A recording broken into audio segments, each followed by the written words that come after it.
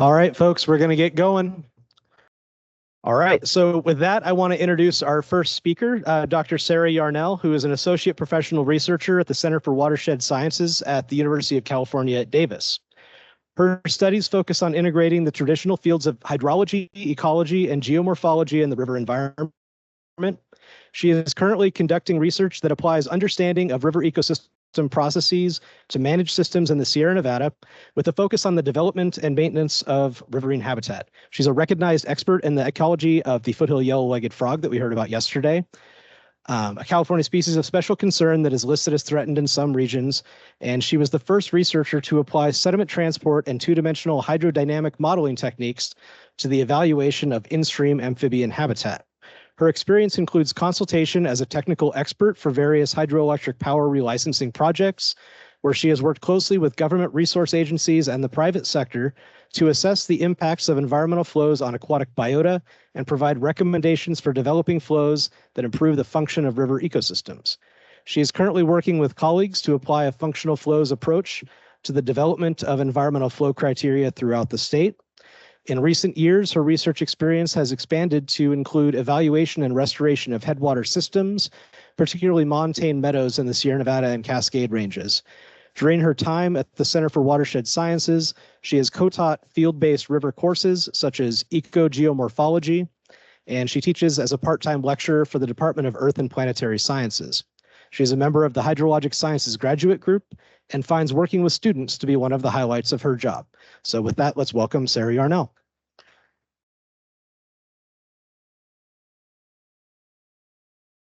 Thank you. Can you guys hear me okay? Okay, great. Well, thank you. It's a pleasure to be here today. Thanks for that very long introduction. He read what was off the website, and now you're making me realize I should probably update it. So thank you very much for that, Mike. So so I'm sort of starting off today's series of talks as kind of a bridge between flow and flow conversations that happened yesterday with some of the more physical habitat and sediment transport discussions and various gravel augmentation presentations and such today. And I'm just going to come in and sort of offer up a broad overview of the idea and concepts of functional flows, how we've been working with them and applying them throughout California, give an overview and an introduction to that. And then I'll end with just a little touch on some of the recent research expanding on this that relates to flow implementation in real time, which I understand is some of the discussions that have been happening here recently too within the Trinity restoration program. So thanks again. It's a pleasure to be here.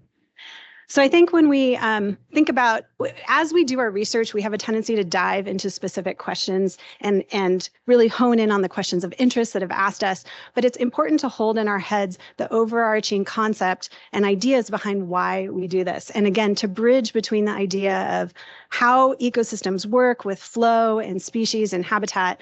It's well known that our native species and our ecosystems are adapted to a natural flow regime. The natural flow regime in California is very seasonal. It's different than a lot of the other places in the rest of the US. And this seasonality in terms of wet, cool winters and warm, dry summers, and then highly variable from year to year, depending on climate. We have wet years and we have dry years. And all of that variability lends to a diversity in habitat that native species have evolved to deal with and have evolved to not only deal with, but actually take advantage of. And so some of the diagrams that hopefully are familiar to folks, some of the work that's actually been pioneered here too in the Trinity River area really highlights all of the different flow cues, sediment cues, chemical cues, temperature cues that really revolve around the natural processes in the natural flow regime. So when we're thinking about impacts to river systems and how things have changed over the last 100 years in terms of land use, development, dams, diversion, we can use the understanding we have about the natural system, the natural flow regime, the natural ecology, and use those concepts to help us understand impacts, and also use these concepts to help us understand restoration, right? And so that's been the basis for a lot of the work here in the Trinity River program, as you all know. The idea of building on this natural functional flow regime or natural flow regime is highlighted with the work that was done by the early work from in the 90s with McBain and Tresh and others in the program. And the focus of the environmental flow regime for the Trinity is really focused on the spring peak and recession time, right? Really trying to highlight the cues that are needed for the species during this time, as well as getting some geomorphic work in there. And so over the last 2 decades, since the program has been involved, ongoing science has really delved into this. River restoration is not a Trinity River issue. It's a global issue. There are impacts to freshwater systems all across California, the world, really. These questions are being commonly asked, and science has really advanced in the last 2 decades to really address this. And we do have a tendency to fall within our disciplines, right? So the hydrologist, there's a lot of concepts and ideas about managing flows. How can I optimize for flows? I can quantify flows and variability in a whole bunch of ways, and there's been some great advances in the last couple decades. The ecology pieces in particular have been really well studied in the last couple of years. This is a food web diagram for a river in the southeast of the US, where every node is a different species and every interconnection is a line. So we know how intertwined our ecosystems are, our food webs are, the ecology is, and there's been a lot of great research that's advanced in that area. Geomorphically, we've had the ability to study sediment transport, to really dive deeper into understanding how habitats change over time and over space. And we understand that they're often situated in these nested hierarchies, right? From large scales to small scales that are all interrelated. And so our science has really done a great job at understanding bits and pieces of it. And the reality is it's very complicated. It's hard to hold on to the overarching concept of how an ecosystem is functioning in a healthy way when you have so much detail and variability that you can really dive into and study, right? So science tells us a lot of great things. At the end of the day, it's still very complicated. And so we tend to go to these conceptual diagrams to understand, or conceptual theories and concepts to try to figure out how to put the pieces together. And this is very helpful for thinking about how different individual studies might lend to the larger whole of what's happening in a particular river system. So this is one visual conceptual diagram that's by Yarnell. This is a way to visually try to summarize all of the diversity that's in a river system, the idea of the shifting habitat mosaic, where flows vary over space, they vary over time, they're interacting with their landscape, and that collectively puts together a whole variety of habitats for all of the different species, even chemically and biogeochemically down here in the hyporeic zone. So we have these concepts, and we have to figure out ways to be able to communicate all of this complexity in a more simplified manner. So we might have a visual representation like this and a concept idea. If you're more of an engineered flow type, flow chart type person, those same concepts might be represented in a diagram like this, right? So we have large scale watershed drivers that are affecting flow regimes and sediment regimes at a river scale. And all of those are driving processes and functions that relate to these different fields, which then help to explain the actual structures that we're seeing at that point in time. When we walk out to a river, we're just seeing a snapshot of what that complicated system looks like. And often our measurements are related to those snapshots in time. So we develop these conceptual diagrams and ideas to try to integrate all of this science together. And this can be very helpful for understanding how individual pieces fit into the greater whole. But at the end of the day, when we think about management, we have to figure out how to communicate all of this complexity to dam operators, to a management. At the end of the day, a dam operator simply wants to know, look, tell me what number to release, what flow am I releasing? They're often very comfortable with, a set of flows. I need a flow schedule. What am I releasing today? How much? How am I going to do that? So it's a difficult task to take all of this complicated science, integrate it together, and distill it down into a series of simple instructions or ideas about how we actually want to manage that. And so there's, and again, this is not a problem that is just specific here. It's a universal problem that folks throughout the world are grappling with as we try to deal with our water management and how to keep that sustainable into the future. So because of this, over the last several decades, this problem, how much water to release from the dam, how should we do it? There's over 200 environmental flow methodologies that exist that are used globally throughout the world. And so we might say, so what's the problem? There's a lot of different ways to do this. Well, again, the devil's often in the details, right? Any one type of flow regime or environmental flow Method might focus on a series of flow ecology relationships. Okay, I really care about this particular fish species, so I'm going to understand and dive into what that species needs at a particular point in time, and I'm going to create some flow ecology relationships, and I'll use that to guide it. So that's great, and that's super helpful, but it's really only focused on the single species, right? A lot of times we need to take, or it's easier to take the complexity of a really complex dynamic flow regime and distill it down into averages or averages over time. So you're losing the variability that's in there, right? A lot of the methods out there also are very empirically based, which is really helpful for one particular river that you're studying in, but it may not necessarily be reflective of all of the dynamics that are happening within that watershed, right? So they tend to not be process-based. And a lot of times, particularly in the last 2 decades, we've seen this very strongly in California.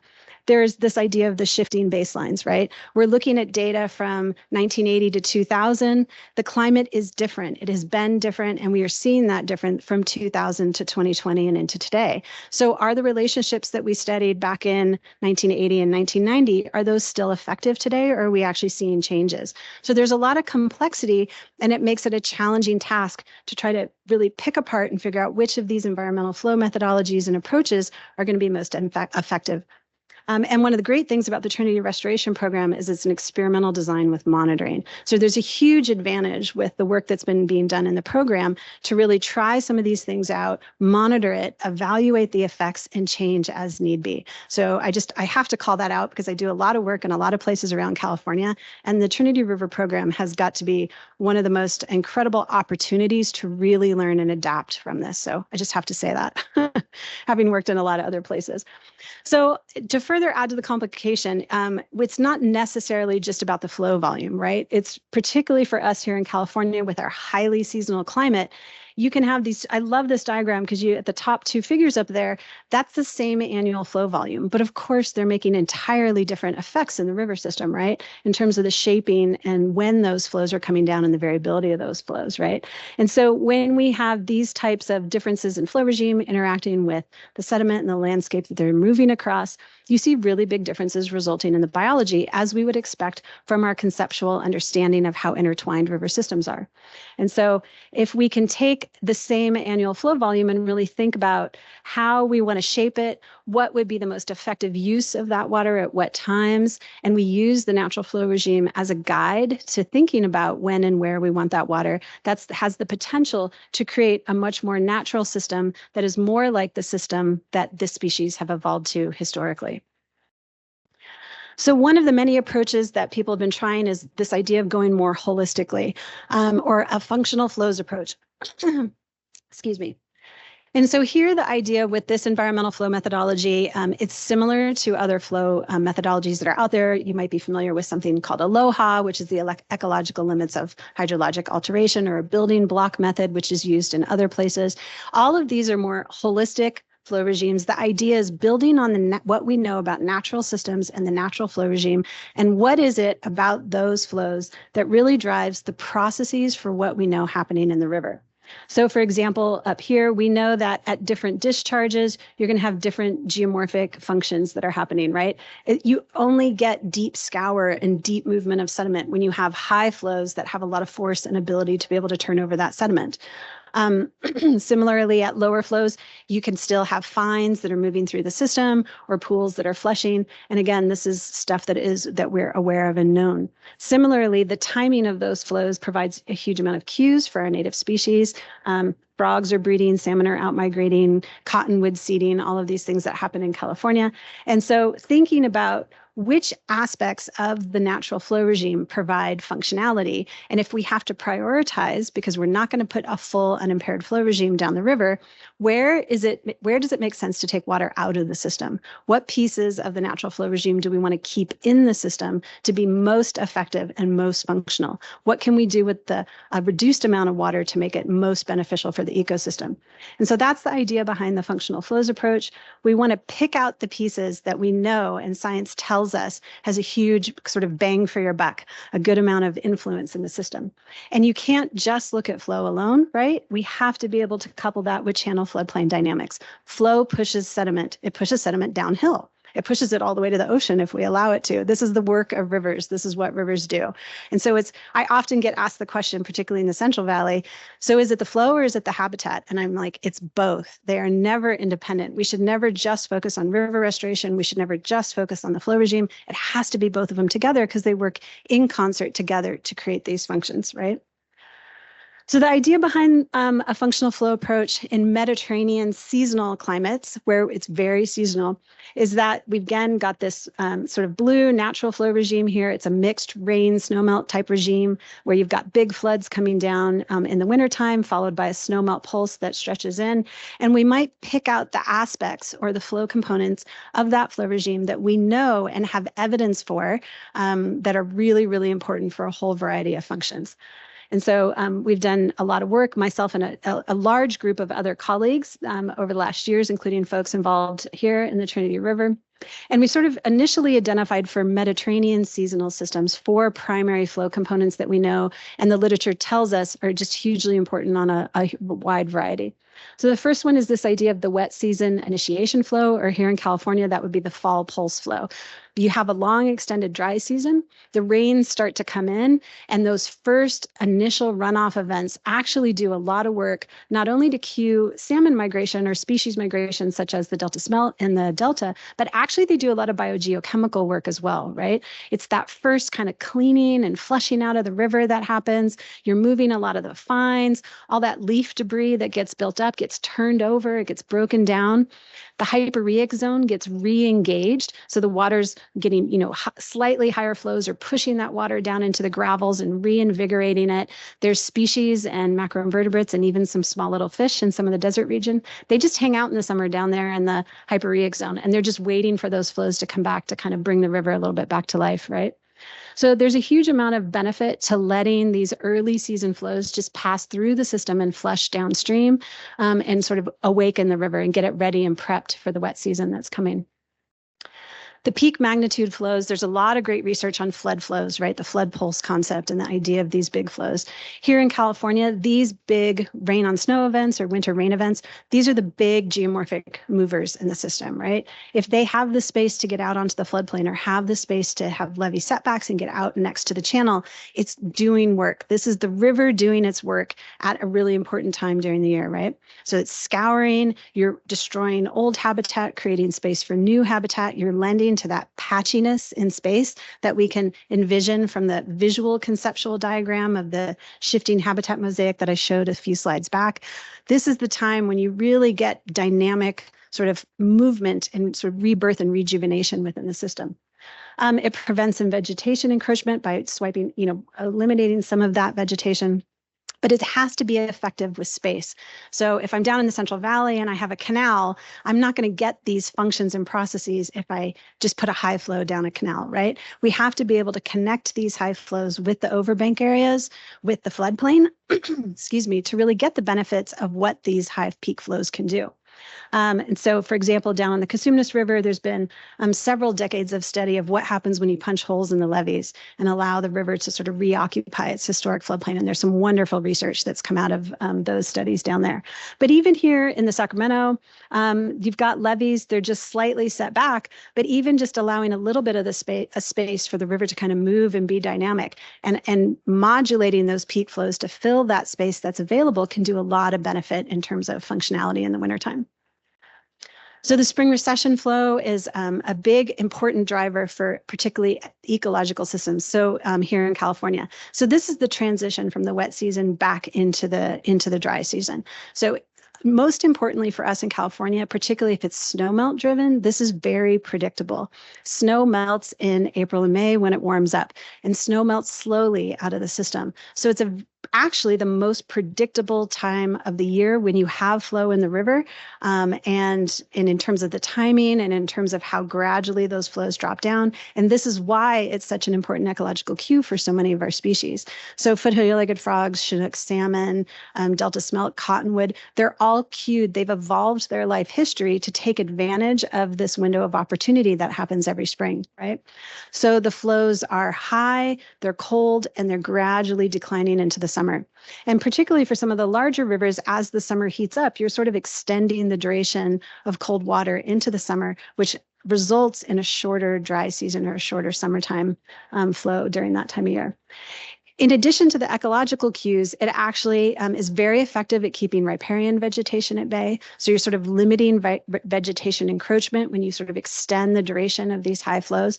And it actually does a large amount of resorting of sediment. So if you've had a peak flow come down prior in the year that's mobilized a lot of sediment, moved it around, these longer, extended, gradually declining flows actually can do some work sorting the sediment as well. The fines will continue to move downstream. The gravels and pebbles will resort themselves into the landscape. So there are benefits that happen, like, again, biogeochemically, geomorphically, and ecologically during this time period. And again, this is well known for the Trinity River program because this is a flow component that the environmental flow regime has been designed around, right, to maintain this naturally into the system. In seasonal systems, the dry season low flow is actually also a very important component to consider. So species have evolved to high flows in the wintertime and low flows in the summer. They have adaptations to deal with this low flow, stressful amount of time. Non-native species do not have adaptations to this, right? And so we see that these lower dry season base flows are actually quite a driver in helping to differentiate the system, provide different ecological niches at different time or different spaces in the riverscape for species to occupy. Of course, down south, this is Santa Clara River down in Southern California. It's an ephemeral system, and the whole system has evolved around that ephemerality. So if we switch this river by augmenting flows in the summertime, for example, from wastewater treatment, which is a problem down in Southern California, you're sort of switching an ephemeral river to a perennial river. You're completely changing the dynamics of what the species down there have evolved to. But those low flows, even in our larger Sierran rivers, actually do nice niche partitioning in the summertime too. So here's a picture of the North Fork American. This is only about 50 CFS. The North Fork annually gets up to 5,000 to 10,000 CFS. So there's a lot of dynamics there in the river. But there's pools, right? There's riffles. And you'll find that a lot of the native fish, you've got trout, pike minnow, splittail, they're occupying these pools. And these riffles are like warm, low spaces that the frogs are hanging out with, right? So these low flows, are really quite effective at partitioning the habitat and providing particular places in the river for different species to occupy. And they are stressful, but if we provide all of the other functionality in the year that the species need, if you give the fish and the frogs and the ecosystem the flows that they are evolved to in the rest of the year, they are then well adapted to be able and healthy, and the fish are bigger and they're able to deal with these low flows. The low flows should not, there's a natural duration to our summer low flows. Typically, they're in the 3 to 5 month window, depending on where you are in the state. And so, again, if we're providing the other functionality in the river, then you're setting up the ability for the species to be able to deal nicely with these low flows. And the non-natives cannot deal with this. This is how they deal with getting rid of bullfrogs in a lot of the coastal rivers, right? Bullfrogs hate these summer low flows. They get flushed out, the low flows go down low, the foot-hooded-legged frogs do fine, and the bullfrogs move on downstream. Okay, so just a call out. Sometimes my fish friends are like, no, don't let the river get too low in the summer. And I'm the one that kind of steps in and says, well, if we're giving them what they need in the rest of the year, they're adapted to dealing with these low flows. We do not want to dry the river out. You want these low flows to be in the range of what was naturally there, but they can be well adapted to it. This is what they've evolved to. Okay, and then of course these flows change in our system here in California. With our Mediterranean climate, we get wet years, we get dry years. And our management should really reflect that, right? Take advantage of the water that's available to you. In all of the years, if you look through natural hydrographs and you look at reference hydrographs, all of those components are happening every year within that year. They're just sort of varying in their magnitude or their duration or the timing of when those flows are happening, depending on the climate conditions, right? And one of the things that, particularly in the Central Valley, that we've worked on is we tend to manage our rivers as if they're in a drought state all the time. We're sort of always focusing on these low flows or releasing flows that are down here. And one of the things that can really help, particularly in terms of drought conditions, is if water is available and we can provide more water in the wetter years for the ecosystem, that becomes more of a boom year. You've sort of rejuvenated the populations, allowing the populations to really succeed. So when the next drought year does come, if the populations are smaller, they're more able to rebound from that. Managing for perpetual drought, as if our rivers are in perpetual drought, is also not really helping the species and the populations to kind of continue to be robust and sustainable. Okay, so how do we actually do this? Those are the concepts behind this idea of focusing on functionality. So working with a large group of folks with throughout the state, both in academia and resource agencies and NGOs, we've come up with some methods for quantifying natural flow regimes that specifically focus and target 5 functional flow components for California. So we can go through and we've actually developed calculators and things like that to actually put together these numbers of what would be the, how would you quantify and put numbers on each of these different flow components. So for example, looking at the range of variability for the magnitudes of wet season base flows across wet years to dry years. When does the wet season start? When does the spring recession typically happen? So we can put, this is where hydrology and the hydrologists really are like shine and like, yes, this is my field. I want to jump into this and help with this. And so we can come up with actually quantifying the variability in a very objective way that is informative for how we might consider managing the flows then moving forward.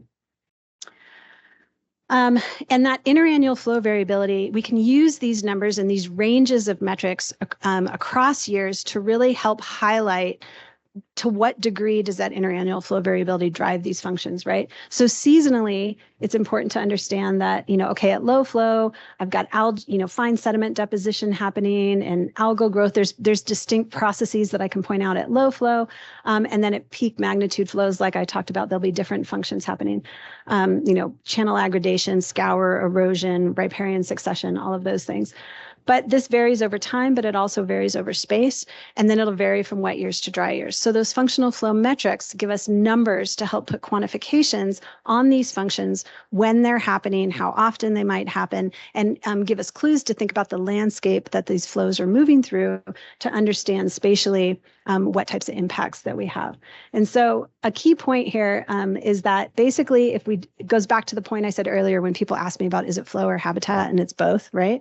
So if we put down better flows, we can achieve some benefits. So for example, putting a migration flow down through a Central Valley River can help the fish move past that space, right? There is benefit to that. I can do restoration and achieve functional benefits by like setting back levees. But it's really when we think about coupling the flow with the geomorphology, both of which we can quantify with the science and a lot of the tools that have been developed in the last couple of years, think about that in space and time, and that's really where we can maximize the functionality with what we have. So that's the conceptual idea that we're aiming for. Or in simpler terms, our functional flows need to function. So, and just if I had to summarize it for like my 7-year-old, I'd be like, your functional flows need to function. They need to go down. They need to do the work. They need to push the sediment around. And so variable flow regimes, we want variable flow regimes that are responding to the climate that is available to us in every given year. We want to have that spatial geomorphology, and together that creates these really complex dynamic systems. Okay, that's really the goal we're after here. Okay, and I like this diagram too. This always reminds me of the Trinity River and Dave Gowman. You thinking about putting your gravel in, should it go here? Should it go here? I really like this. And so collectively, it's about thinking about both these pieces together. So that's what I'm here for. Let's talk about flows and really think about how they interact with the sediment and with the channel morphology. Okay, so I was mentioning we've put together, there's a large group of folks working on this. There is, if you were not aware, there's a framework that we've put together over the last 5 years, the California Environmental Flows Framework. And what this is a technical guidance document, essentially, that helps to describe how you could implement a functional flow regime or a functional flows approach in practice in rivers. It is, all the information is available here. We colloquially say CEF for short, so California Environmental Flows Regime, or California Environmental Flows Framework, and it's at cef.ucdavis.edu. 2 things, I'm not going to go into this too much, but I'm happy to talk about it later. But this framework, we purposely set it up in a series of sections. It is a multi-step process. It's a 12-step process, actually, where we go through, and the first several sections of the framework focus on on identifying those functional flow regimes. What natural relationships do we need to highlight and think about in the river system of interest that you're looking at? And what is it that, not thinking about considerations of flow management, but just what would the river need from a functional flow perspective? This is the science-based aspect. We start there and then sort of develop that science. What does the science tell us about what the river needs? And then in the third section of the framework, then we delve into trade-offs, right? And which is a very socio-political aspect, right? So if there's not enough water to achieve the desired functional flow regime, then you have to start evaluating trade-offs on what you're willing to give up. And that's a separate process than the initial science process of just understanding your river. So one of the key pieces we found that's helped in a lot of the negotiations with voluntary agreements and that type of thing is to separate this idea of discussions about the science and what do we know about the river and what would restoration actions help on the river, separate from the discussions about water trade-offs. So separating that science from the social political aspect, that's one of the key pieces here. And so we use these terms in ecological flow criteria. What does the river need, which would be different from the final environmental flow recommendations that you put in that take human use into account. So that might be something that's a little bit different about the way we've set up this framework compared to some of the other environmental flow methodologies you might be familiar with. So coming back to the Trinity River Restoration Program, the implementation of these types of the flow regimes that have been putting down and the science behind it is really wonderful to help guide this. So we've learned a lot, like I said, in the last couple of decades. And the way that we have to think about implementing these concepts is kind of, again, the devil's a little bit in the details, right? And so you all have talked about that, I know, for a lot for the last couple of days, so I won't get too much into that.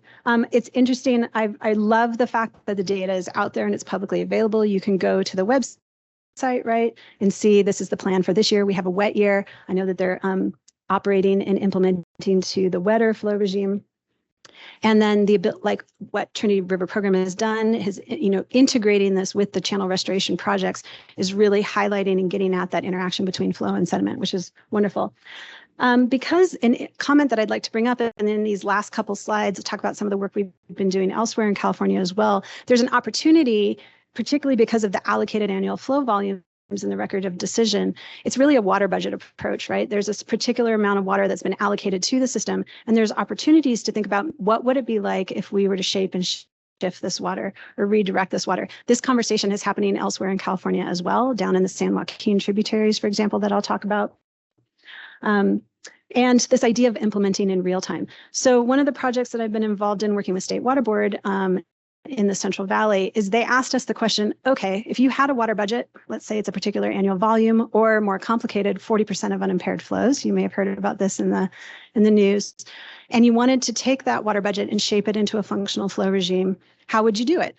And so we said, okay, yeah, we'd love to do that. We can sit down and kind of think about the systems and what that would look like. And they said, and we want you to do it in real time before you know what the budget is at the end of the year. And you're saying, okay, so you can start releasing flows in January. I don't know what my budget is until I get to, into early summer and in July. What could I do with that, right? So pair up with some engineers, and engineer says, an optimization model is what you need. We can answer this problem, right? So put our heads together.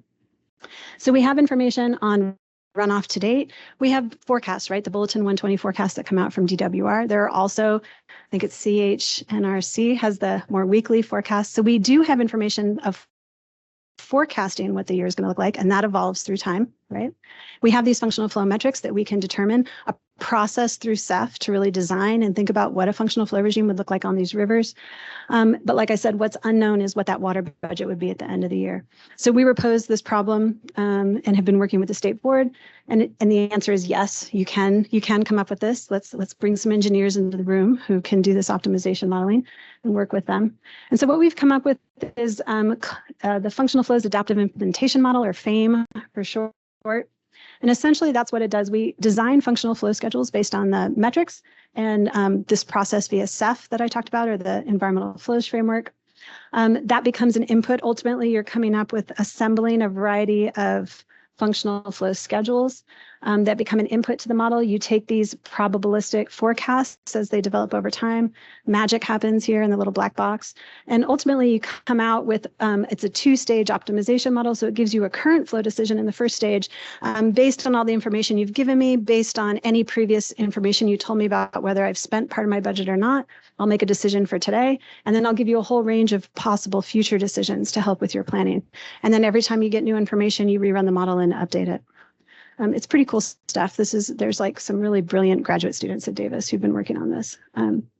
So the design of the flow regimes, one thing I would like to highlight is that we actually found it was easier and more effective to move away from water year typing.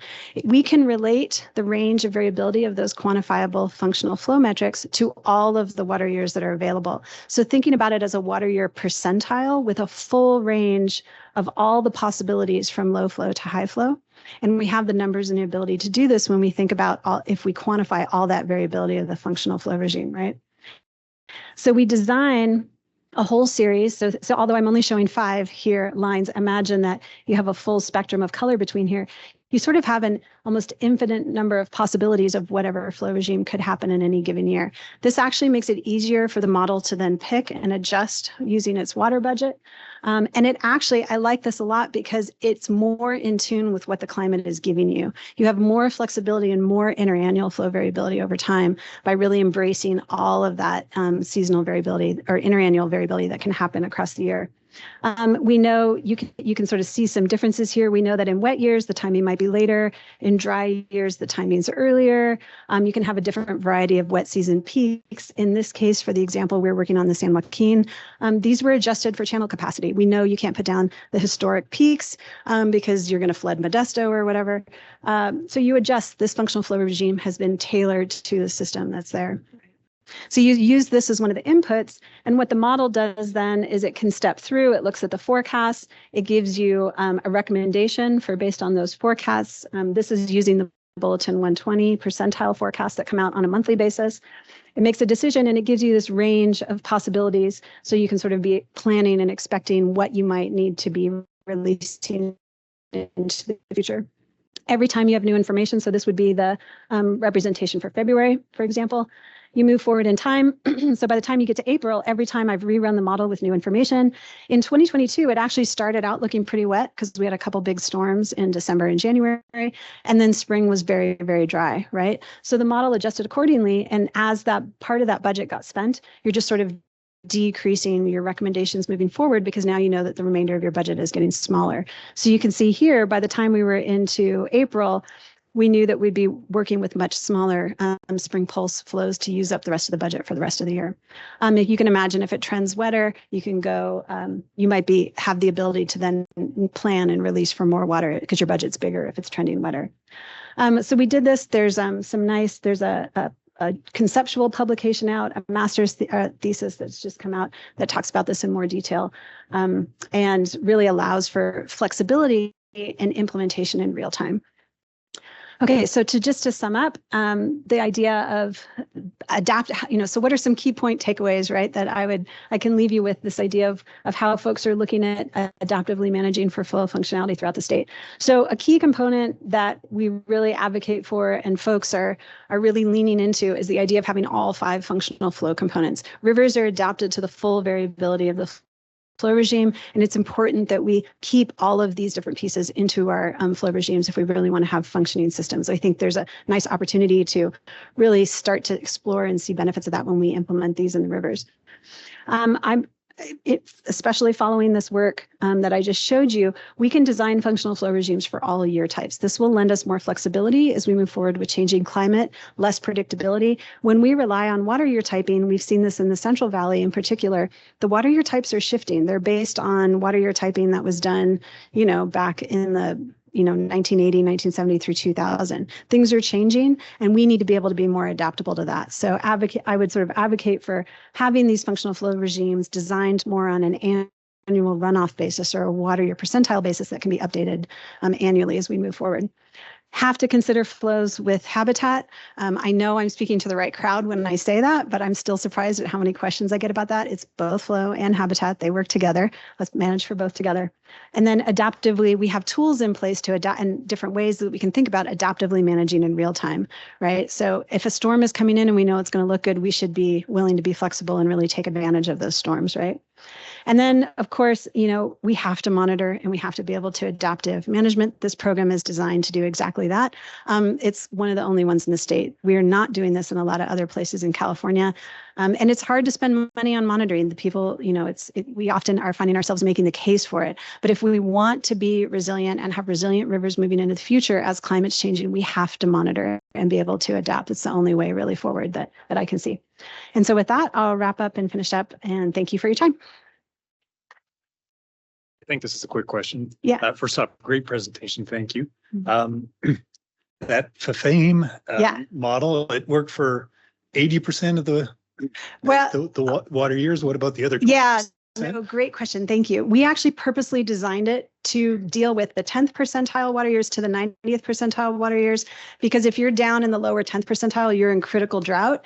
And the reality is you would probably have different, particularly in the Central Valley, you would be under a different type of flow management, right? The budget would be very small at that point, if you're dealing with like a 40% of unimpaired flow budget, and it might be so small that you can't meet some of the minimum requirements that the state board has in some of the rivers.